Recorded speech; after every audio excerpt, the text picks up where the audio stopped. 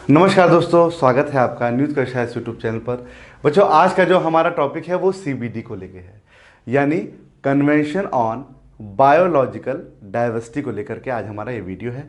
साथ ही साथ इसके लक्ष्यों के बारे में भी हम लोग जानेंगे और बहुत महत्वपूर्ण कार्टाजेना प्रोटोकॉल के बारे में जानेंगे।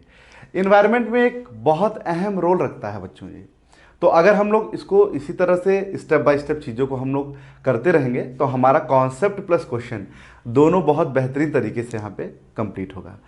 ठीक है, तो अच्छे से करिए, क्योंकि अब तो सरकार की भी घोषणा हो चुकी है, अब जो है नतीजे भी आ चुके हैं, सब कुछ अब धीरे धीरे जो है चीज़ें अपने पटरी पर फिर से आना शुरू हो गई हैं और एग्ज़ाम का ये जो दौर है वो स्टार्ट हो ही चुका है। इसलिए आप लोग जो है अपना अपना टाइम टेबल देखिए, जो आपके अंदर कमियाँ हों उसको आप देखिए और संबंधित टॉपिक्स को जो है क्लियर आउट करते रहिए। ध्यान दीजिएगा, लिखने से तो अच्छा ही है, मतलब लिखते रहिए, वो तो आप लिख रहे हैं, अच्छी चीज़ें हैं, पर उससे भी पहले आप दिमाग में हर चीज़ों को बैठाना सीखिए।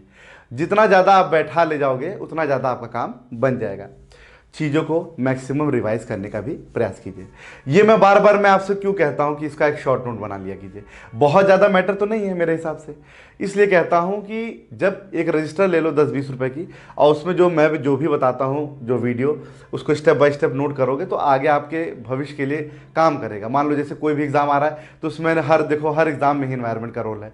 यहाँ तक कि जो एकेडमिक है, एमए में वगैरह में भी, बीए वगैरह भी लोग जो कर रहे हैं उसमें इन्वायरमेंट एक इम्पॉर्टेंट जो है विषय के रूप में है। भले उसके मार्क्स नहीं जुड़ते हैं पर उसको पास करना अनिवार्य कर दिया गया कहीं कहीं, है ना, किसी किसी यूनिवर्सिटी में। तो कहने का अर्थ ये है बच्चों की इन्वायरमेंट का तो रोल है ही है। तो हम लोग इससे क्या होना होगा, हमको तथ्य तो जानने ही जानने हैं, कॉन्सेप्ट भी जानना और करंट से रिलेटेड अपडेशन भी इसमें हमको लगातार रखनी है। तो सीबीडी हम शुरू करते हैं। इसी के साथ आप सभी लोग का मैं पुनः दोबारा स्वागत करूंगा और याद करिएगा, ध्यान दीजिएगा, सबसे पहला क्वेश्चन हम यहाँ पे तैयार करेंगे। सीबीडी होता है कन्वेंशन ऑन, लिख लीजिए, कन्वेंशन ऑन बायोलॉजिकल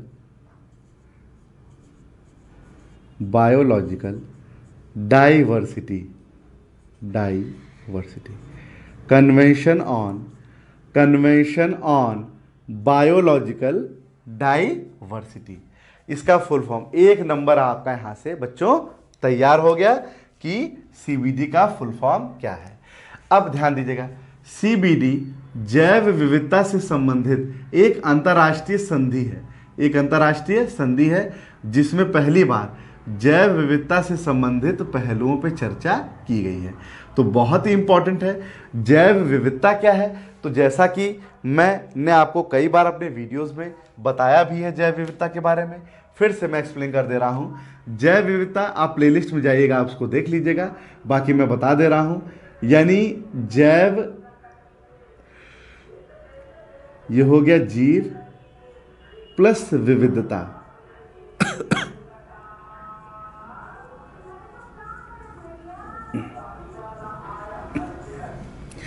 इसका अर्थ क्या हुआ बच्चों?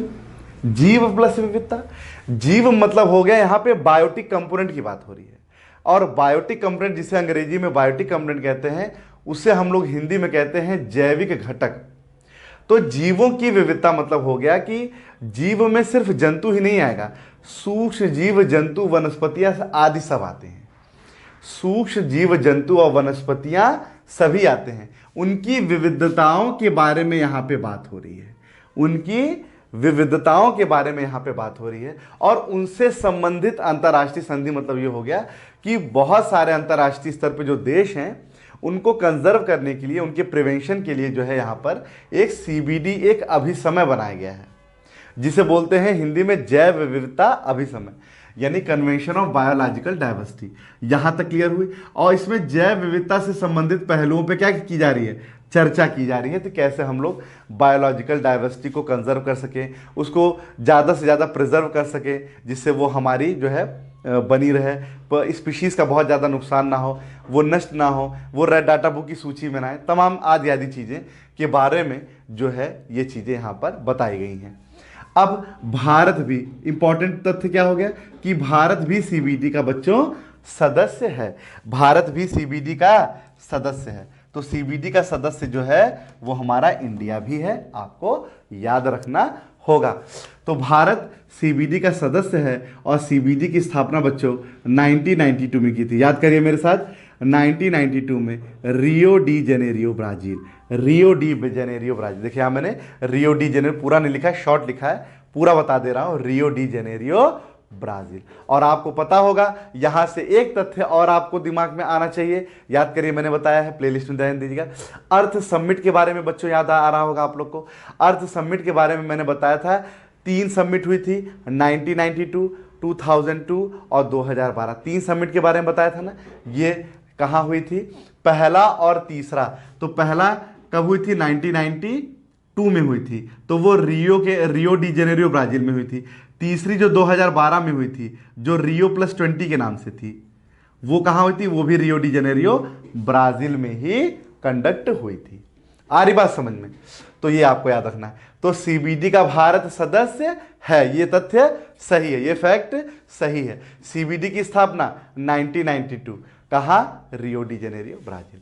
अब इसका लक्ष्य क्या है बच्चों, आइए समझते हैं। इसका लक्ष्य क्या है, इसका टारगेट क्या है, सीबीडी मतलब अगर है तो क्यों है, क्या इसका टारगेट है, जैव विविधता का संरक्षण करना। देखिए आगे ना बात वही चीज जो मैं बोल रहा हूं, पहला बिंदु क्या है, जैव विविधता का संरक्षण, मतलब जो जीवों की बच्चों विविधता है, जो जीवों की विविधता है, वो चाहे सूक्ष्म जीव हो, जंतु हो, वनस्पतियां हो, उनकी जो विविधताएं हैं उनको हम कंजर्व करेंगे।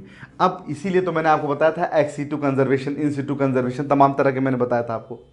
तो कहने का अर्थ ये हो गया कि इसका हम कंजर्व करेंगे ताकि ये विलुप्त तो होने से बचे, इनका जो है विदोहन नहीं होना चाहिए, इनको कंजर्व करना है।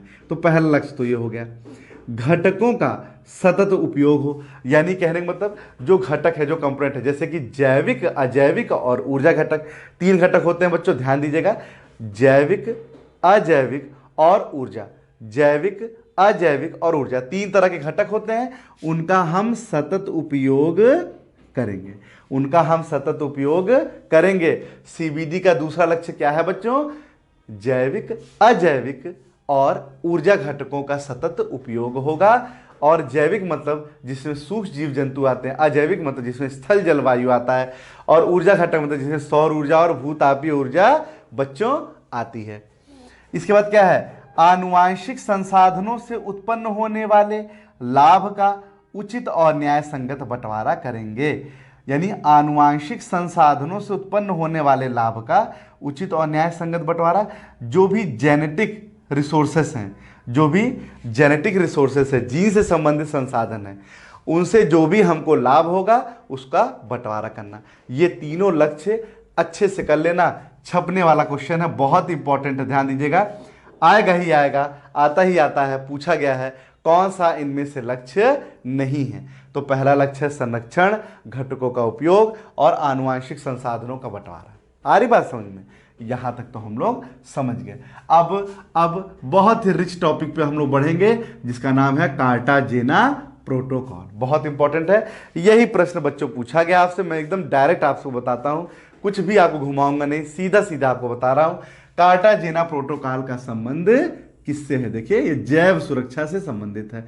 वेरी वेरी वेरी इंपॉर्टेंट कर लीजिए, जैव सुरक्षा से संबंधित प्रोटोकॉल कौन सा प्रोटोकॉल है? Cartagena protocol. यही प्रश्न पूछा गया है, जैव सुरक्षा से संबंधित प्रोटोकॉल कौन सा है? कार्टाजेना। या सीधे सीधे बोल दिया गया कार्टाजेना है, कार्टाजेना प्रोटोकॉल का संबंध है जैव सुरक्षा से। यही सब प्रश्न पूछा गया। 29 जनवरी सन 2000 को इसको अंगीकृत किया गया है। 29 जनवरी सन 2000, ध्यान दीजिएगा, जिस तरह से 26 नवंबर 1949 को भारतीय संविधान को अंगीकृत किया गया है और 26 जनवरी 1950 को लागू किया गया है, ठीक उसी प्रकार से 29 जनवरी सन 2000 को अंगीकार किया गया, अंगीकृत किया गया है और 11 सितंबर 2003, सोचिए 3 साल बाद जो है इसको लागू किया गया है। तो ध्यान दीजिएगा, यह आपको याद होना चाहिए, जैव सुरक्षा से संबंधित है बच्चों। 29 जनवरी सन 2000 को अंगीकृत और 2003 में लागू हो गया। उद्देश्य क्या है? अब पर्पस आइए देख लेते हैं, क्या उद्देश्य है? जेनेटिक तरीके से सुधारे गए उत्पादों के व्यापार को नियमित करना।